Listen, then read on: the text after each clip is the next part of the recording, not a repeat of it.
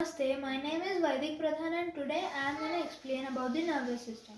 The nervous system controls the functioning of the different organs in our body. It comprises of three main parts, namely the nerves, the brain and the spinal cord.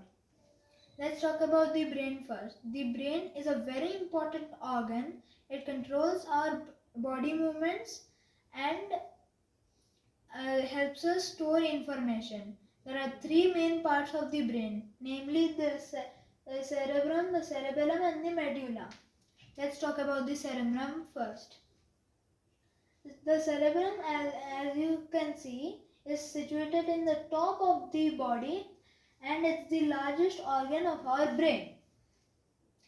It helps us in learning, thinking, memory, intelligence and logic.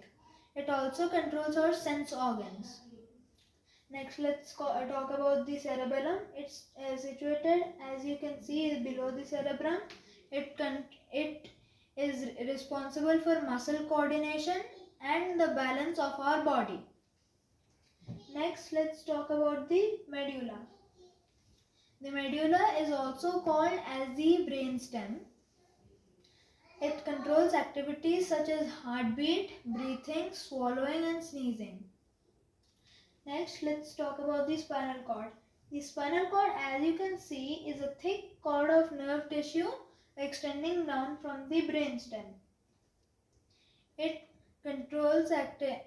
is responsible for the transfer of messages between the brain and the rest of the body. It also controls the actions which do not involve the brain. These are called reflex actions. Next, let's talk about the nerves. There are three types of nerves, namely the mixed nerves, the motor nerves and the sensory nerves. The sensory nerves.